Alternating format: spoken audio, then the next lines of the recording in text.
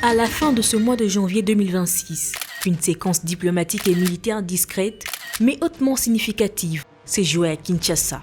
Une délégation du United States Africa Command a effectué une visite officielle dans la capitale congolaise du 20 au 23 janvier pour des échanges approfondis avec l'état-major des forces armées de la République démocratique du Congo.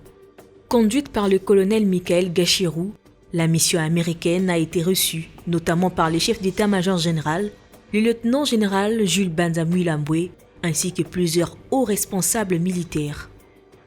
Objectif affiché, explorer les pistes d'une coopération sécuritaire renforcée et d'identifier des mécanismes concrets capables de soutenir les FARDC dans un contexte où les défis sécuritaires demeurent persistants, complexes et multiformes. À cette occasion, AFRICOM a mis en avant la volonté de Washington de bâtir un partenariat de long terme avec Kinshasa tout en réaffirmant son soutien à la stabilité de la RDC. L'accord de partenariat stratégique avec la RDC vise à garantir aux entreprises américaines un accès prioritaire aux ressources minières stratégiques du pays.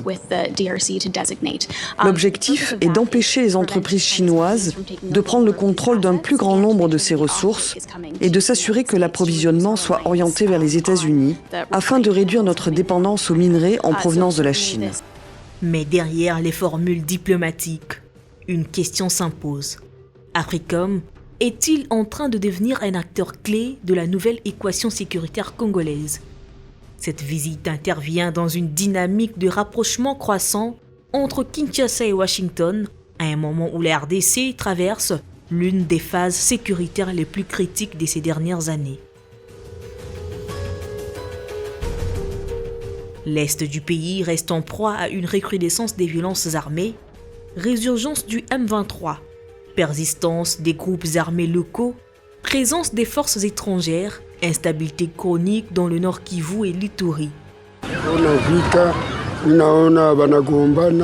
a vu l'armée congolaise et le M23 qui se battaient ici. Les combats étaient intenses. C'est difficile de raconter ce qu'on a vu. Ils ont envahi les villages ici. La situation est d'autant plus explosive qu'elle s'inscrit dans un environnement régional tendu où initiatives de paix, accords fragiles et rivalités persistantes se superposent sans jamais véritablement dissiper la menace. Il y en a autant des accords qui ont été signés, mais malheureusement, on n'a pas encore touché le vrai problème du Congolais. Le vrai problème du Congolais, c'est lorsque nous serons capables de faire la bonne gouvernance dans notre pays, lorsque nous serons capables de mettre une justice qui va condamner tous ces gens qui ont pris les armes contre la République, lorsque la corruption sera bannie, lorsque nous serons capables d'avoir une vision claire et nette pour bâtir notre pays. Dans ce contexte, la coopération avec AFRICOM apparaît comme un prolongement naturel de l'intensification des relations bilatérales entre les deux capitales, déjà nourries par des accords économiques, des discussions sur les minerais stratégiques et des échanges diplomatiques plus soutenus. La RDC semble ainsi chercher, au-delà des mécanismes régionaux, un appui plus structurant sur la scène internationale. L'intérêt américain pour la RDC dépasse largement la seule crise du M23. Il s'inscrit dans une lecture géostratégique beaucoup plus vaste. Cet accord vise clairement à réaffirmer la position des États-Unis dans le secteur des minerais critiques. Il doit aussi permettre à la RDC de tirer profit de ses propres ressources, car les entreprises chinoises sont souvent corrompues. C'est pourquoi nous voulons mettre en œuvre cet accord afin de consolider la présence des entreprises américaines en RDC, sécuriser les chaînes d'approvisionnement en minerais critiques et réduire l'influence de la Chine. Pour Washington, la RDC représente un pivot régional majeur au carrefour de l'Afrique centrale, orientale et australe. Sa taille, sa position géographique, ses frontières multiples et son rôle potentiel dans l'équilibre des Grands Lacs en font un acteur incontournable. Dans un environnement marqué par une compétition d'influence croissante, impliquant des puissances régionales et extra-régionales, Kinshasa devient un espace stratégique où se jouent plusieurs priorités américaines. Je sais que dans l'opinion, ça a été présenté de manière simpliste comme un troc, comme un deal, matière première contre contre-sécurité. Non, ce n'est pas le cas.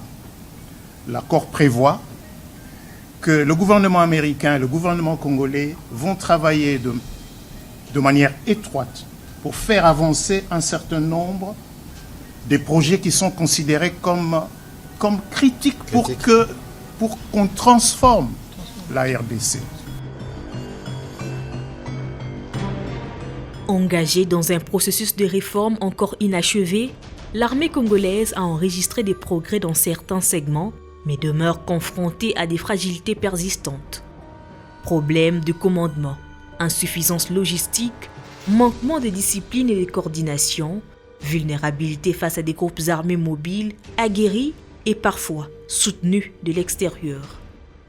La professionnalisation des forces reste ainsi l'un des défis majeurs de la souveraineté sécuritaire congolaise. C'est précisément sur ce terrain qu'Africom entend intervenir. Formation ciblée, renforcement du renseignement, structuration des unités, appui à la planification opérationnelle.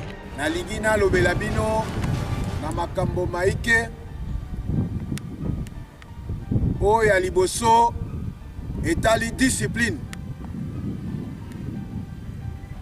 Nakanisi tout au long ya formation na bino kobanda mokolo ya liboso bokotaka awa ti lelo barapelaka bino kaka banotion ya discipline boete.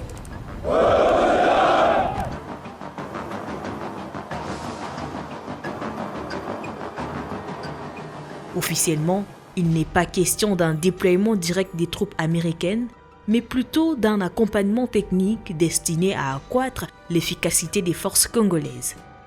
Mais cette coopération soulève une question sensible, celle de la souveraineté. Dans un pays marqué par une longue histoire d'ingérence étrangère, toute collaboration militaire avec une grande puissance suscite interrogation, réserve, parfois même méfiance. Pour les autorités congolaises, l'enjeu est double. Encadrer strictement ce partenariat en définissant des lignes rouges claires, garantir un contrôle politique et institutionnel effectif afin d'éviter toute perception des tutelles sécuritaires. La réussite de cette coopération dépendra aussi de la capacité du gouvernement à expliquer ses objectifs, ses bénéfices, mais aussi ses limites, afin de rassurer une opinion publique souvent marquée par la mémoire des interventions extérieures. Sur le plan régional, ce rapprochement envoie un message clair. En s'ouvrant davantage à Africom, la RDC affirme qu'elle n'est plus isolée sur l'échiquier sécuritaire. Elle entend modifier les rapports des forces existants et renforcer sa position face aux menaces internes comme aux pressions extérieures. Ce signal s'adresse autant aux groupes armés qu'aux acteurs étatiques voisins qu'aux médiateurs régionaux. La maîtrise politique du partenariat par Kinshasa, l'accélération réelle des réformes militaires internes, l'inscription de cette coopération dans une vision souveraine et régionale de la sécurité.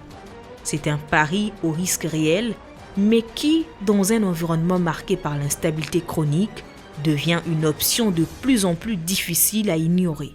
Africom s'invite dans l'équation sécuritaire congolaise. Reste à savoir si cette présence contribuera à renforcer durablement l'État congolais ou si elle ouvrira une nouvelle page d'ambiguïté stratégique dans la longue histoire sécuritaire.